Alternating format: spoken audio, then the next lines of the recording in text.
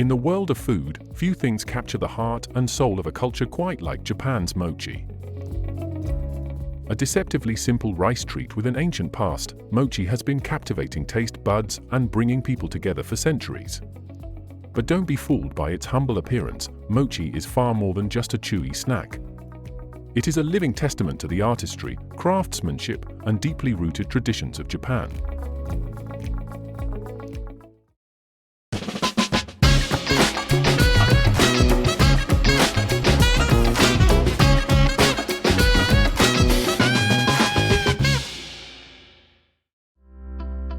Mochi, the king of Japan's chewy treats. The story of mochi begins, quite literally, in the fields. For over 2,000 years, Japan has been a nation that thrives on rice. But there is one type of rice, in particular, that stands out from the rest: mochi-gome, or glutinous rice. Unlike regular rice, mochi-gome is sticky, dense, and holds together in a way that makes it perfect for transforming into something extraordinary.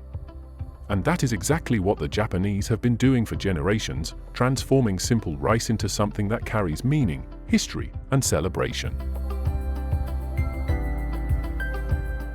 Now, let's talk about the process that turns this rice into mochi, a process so ingrained in the culture that it's as much a ceremony as it is a recipe.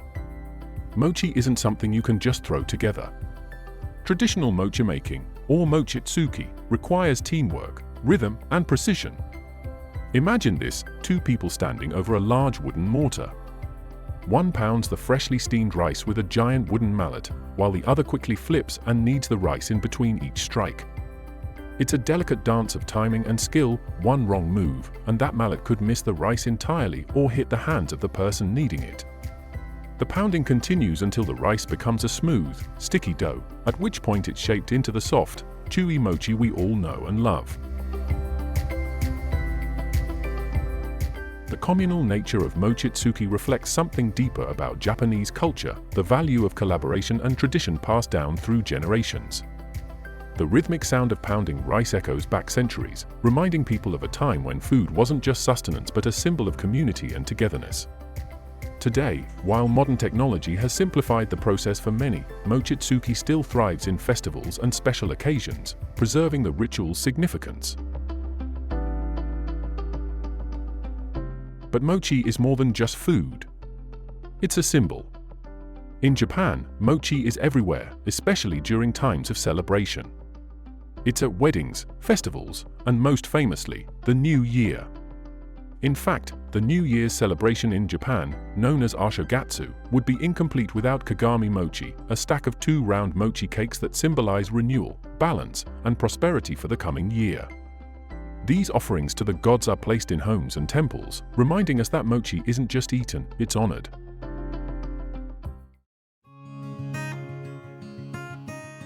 Kagami mochi itself has deep cultural symbolism.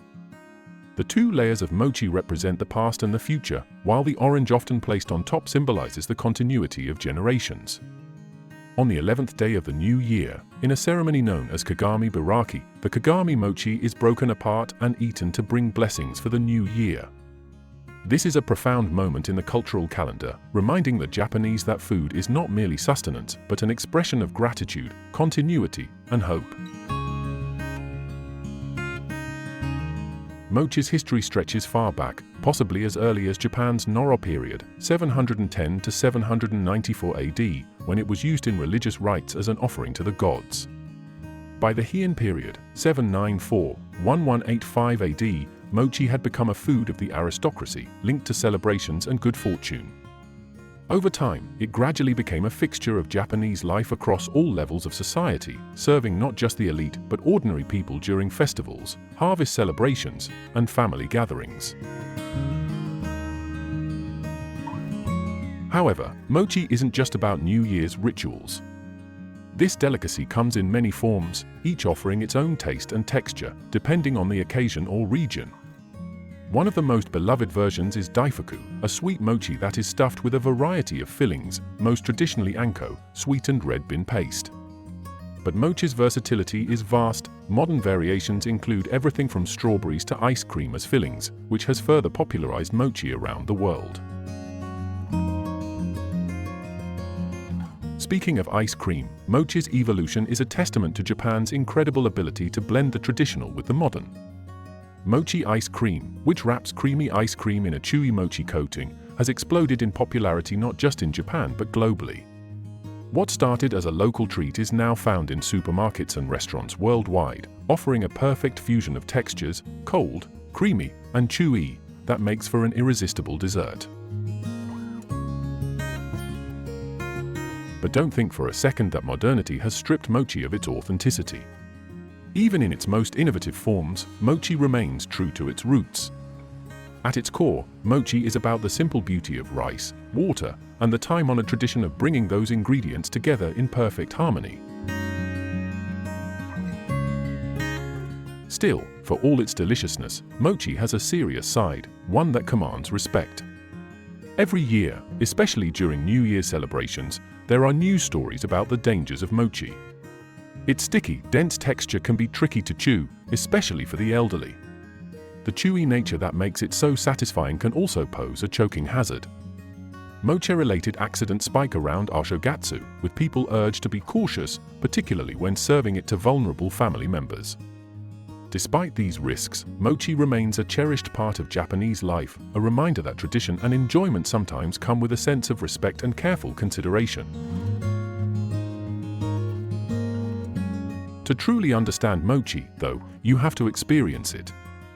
Imagine holding a piece of freshly made mochi in your hands. It's soft and slightly warm to the touch, a little sticky, but with a texture that's somehow both firm and yielding. You take a bite, and the mochi stretches, just slightly, before melting in your mouth.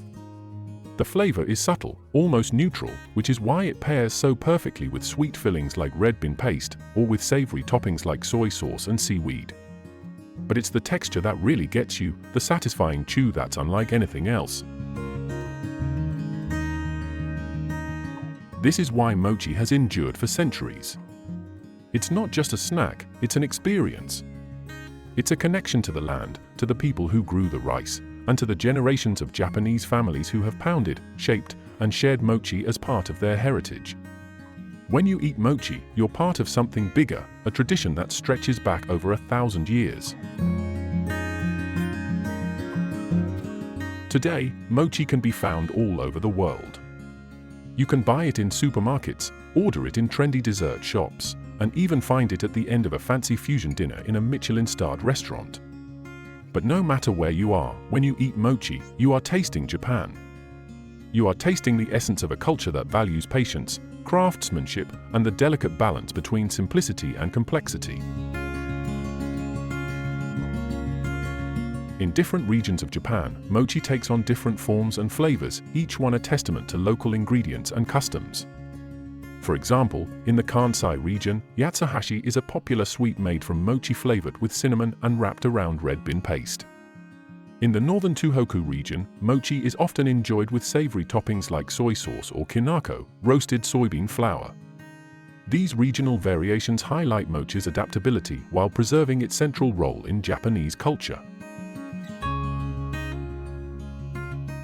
In the end, mochi is more than just a food. It is a reflection of the Japanese way of life, where the everyday and the extraordinary meet, where tradition and innovation are in constant dialogue. From the sacred rituals of the past to the global phenomenon it is today, mochi remains a chewy, sticky symbol of Japan's enduring cultural spirit. So the next time you take a bite of mochi, remember, you're not just eating a rice cake. You're eating history. You're tasting the work of countless hands, the rhythm of ancient rituals, and the soul of a people who have turned rice into something magical.